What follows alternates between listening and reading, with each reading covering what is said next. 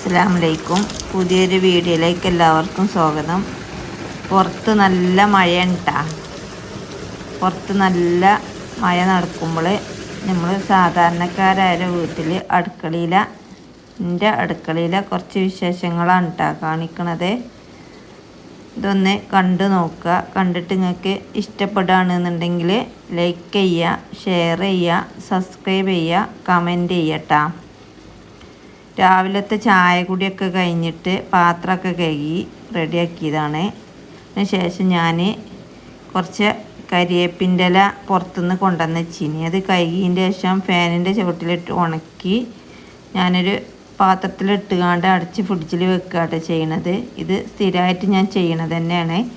ഇനി കുറേ ദിവസം ഇത് കേട് വരാൻ നിൽക്കും. കാറ്റൊന്നും കടക്കാതെ ഒരു പാത്രത്തിലിട്ട് മൂടി വെച്ചാൽ മതി. ഞാൻ രാവിലെ കൂട്ടാനൊക്കെ ഉണ്ടാക്കുകയാണ്. അതിന് വേണ്ടിയിട്ട് കുറച്ച് ബീട്രൂട്ട് ഉണ്ടായിനി. കുറച്ച് ദിവസമായി അത് കൊണ്ടുവന്ന് വെച്ചിട്ട്.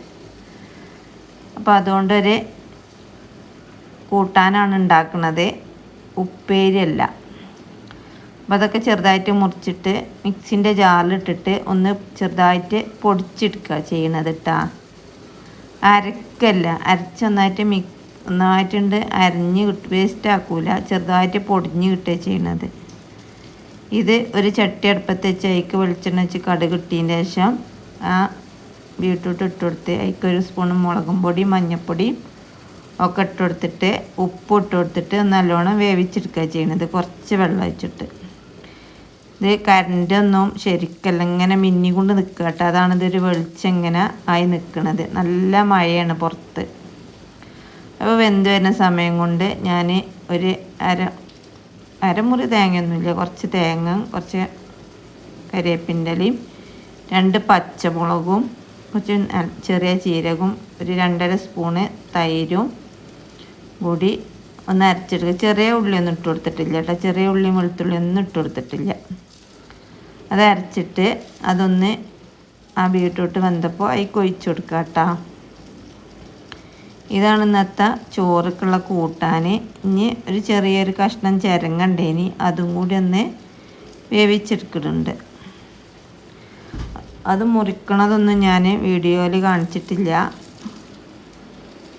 ചട്ടി അടുപ്പത്ത് വെച്ച് കടുകും കരിവേപ്പിൻ്റെ ഇല ഇട്ട് കൊടുത്തിട്ട് ചിരങ്ങി ഉപ്പും മുളകും കൂടി മുറിച്ചുകാണ്ട് അതിൽ ഇട്ട് കൊടുത്തുകാണ്ട് കുറച്ച് സമയം അടച്ച് വെച്ച് വേവിക്കണ്ട.